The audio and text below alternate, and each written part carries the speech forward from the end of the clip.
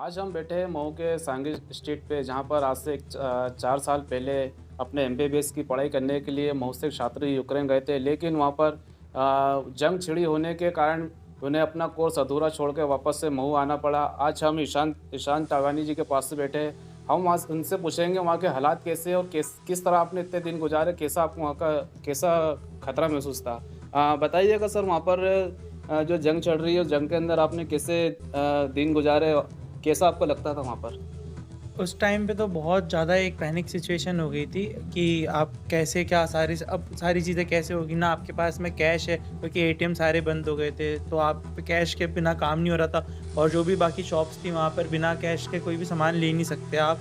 तो उस टाइम पे बहुत ज़्यादा हालत ख़राब हो गई थी। बाकी मेरी फ़्लाइट थी, my flight was on like 23rd and at 9:40 p.m. So it got delayed till 2 o'clock on 24th of this Feb. And then 23rd को थी 9:40 पे, तो वो डिले होकर के 4 घंटे मतलब लेट होकर के रीशेड्यूल होके हो गई थी 24th को 2 बजे रात के। तो उस टाइम पे मैंने टेक ऑफ किया, मैं तो इंडिया आया। उसके बाद मुझे खबर मिली कि 3 बजे के आसपास पूरा एयरपोर्ट ब्लास्ट कर दिया था रशियन मिलिट्री, और एयर स्ट्राइक करके उनने, और जितनी भी बाकी अदर जितनी भी स्टेट्स थे मतलब यूक्रेन के, तो वहाँ पे भी सारे जो एयर बेसिस थे वो सारे भी ख़त्म हो चुके थे उस टाइम तक सारे। तो विनित्सा में भी, जो जहाँ पे मैं पढ़ता हूँ, मैं एमबीबीएस कर रहा हूँ विनित्सा नेशनल मेडिकल यूनिवर्सिटी से, 4th कोर्स में हूँ मैं अभी। तो वहाँ पे भी पूरा, मेरे दोस्त बता रहे थे मुझे कि 40 से 50 किलोमीटर दूर तक भी जो बॉम्ब जो ब्लास्ट हुआ था, एयर स्ट्राइक हुआ था जो एयर बेस के ऊपर, तो वो वाइब्रेशंस उनको 40-50 किलोमीटर दूर तक भी आए थे।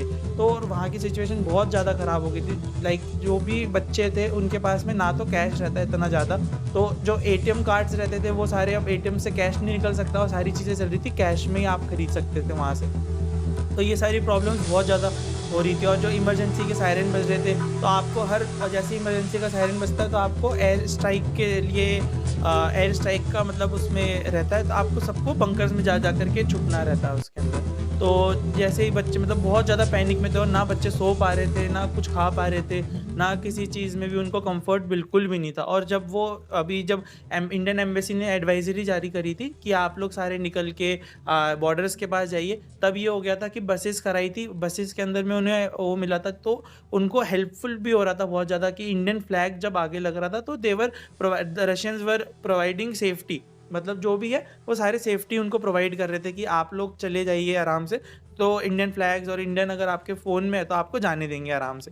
बट अगर जैसे जब वो बॉर्डर्स पे जा रहे थे, वहाँ सबसे ज़्यादा जितनी भी स्टूडेंट्स थे उन सबको प्रॉब्लम आ रही थी, लाइक कि उनको यूक्रेनियन जाने नहीं दे रहे थे आगे, और उनको लिटरली लाते मार रहे थे, और बहुत ज़्यादा प्रॉब्लम कर रहे थे वो लोग वहाँ पे। फिर जैसे ही वो लोग बॉर्डर 8-9 किलोमीटर चल के 8 घंटे वेट करके फिर जैसे ही रोमानिया पहुँचे, तो रोमानिया वाज लाइक हेवन, मतलब बहुत स्वर्ग था उन लोगों के लिए। रोमानियंस ने बहुत हेल्प करी, लाइक उनको फ्री में सारी चीज़ें प्रोवाइड करी, कपड़े से लेके खाने से लेके हर चीज़ उन्होंने उनको फ्री में प्रोवाइड करी। फिर उसके बाद में जो जितने भी लोग थे वहाँ के कपल्स थे, तो उनने अपने मतलब जितने भी स्टूडेंट्स थे, तो उनको मतलब लिटरली वो लोग अपने घर लेके गए, अपने खुद के घर पे उनके बच्चों के साथ में, उनके जो रूम थे वहाँ पे 10-10 जनों को उनने अपने साथ में सुलाया, खाना पीना देखभाल सारी उनने 2-3 दिन तक सबने करा। फिर जैसे ही फिर उसके बाद में रोमानिया से जो फ्लाइट्स आ रही थी इंडिया में, तो फिर सारे बच्चों को इंडिया लेके आया गया। तो वहाँ पर क्या इंडिया के विद्यार्थी क्या कुछ खतरे में थे? हाँ, जो थे कीव में और खारकीव में,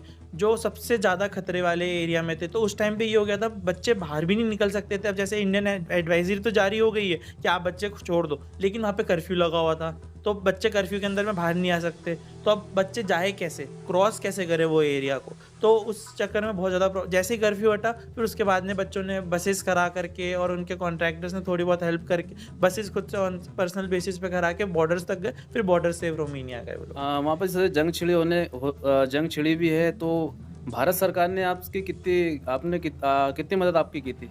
भारत सरकार ने सबसे पहले तो एक ही हेल्प कर दी थी कि जितनी भी इंडियन स्टूडेंट्स के पास में इंडियन फ्लैग और इंडियन फ्लैग्स लगे रहेंगे तो उनको कोई भी प्रॉब्लम नहीं होगी रशियंस की तरफ से। और जो क्योंकि जो भी उनकी आपसी बातचीत थी पुतिन जी से और ऑनरेबल पुतिन जी और अपने ऑनरेबल प्रधानमंत्री जी से, तो जो भी बातचीत थी तो उसके अंदर में उन लोगों ने इस चीज़ साफ-साफ कह दी थी कि जिनके पास भी फ्लैग्स रहेंगे तो वो निकल सकते हैं ईज़िली।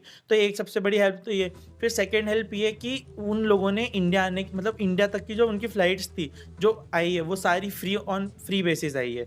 उसके पहले जो फ्लाइट्स के टिकट थे वो 60-70,000 तक जा रहे थे, जो हम लोग कर मतलब जो 23rd वाले जो हम लोग पहले वॉर से जो पहले निकल के आए थे उनके लिए। जैसे कि आप ईशान जी की आप माता है, तो वहाँ पर जो जंग चल रही थी, जिससे आपको इसकी खबर लगी कि वहाँ जंग चल रही है, तो आपकी रातें और दिन कैसे गुजरते थे? रात तो एक तो अच्छी नहीं निकलती थी, दिन तो निकल जाता था, बट जब ईशान उसमें वहाँ पर था तब वॉर ऐसे स्टार्ट नहीं हुआ था। वॉर की आहटें हो रही थी बट स्टार्ट नहीं हुआ था। तो हम लोग तो बेसिकली बहुत गॉड बिलीविंग लोग हैं, मतलब भगवान पे बहुत पूर्ण आस्था रखते हैं और हमको यकीन था कि ईशान सकुशल लौटेगा। बट हाँ, मन में जो डर था, पैनिक था, एज अ ह्यूमन बीइंग जैसे हमारी मेंटालिटी होती है कि हम नेगेटिव पहले सोचते हैं, पॉजिटिव बाद में सोचते हैं। बट क्योंकि भगवान पे विश्वास था तो बहुत सारी चीज़ें सॉर्ट आउट हो चुकी थी। बाकी जो मेरे हस्बैंड हैं वो काफ़ी मुझे पूरे टाइम देते रहते थे कि कुछ नहीं होगा, ईशान वापस आएगा, सकुशल आएगा, तुम बस चिंता करो।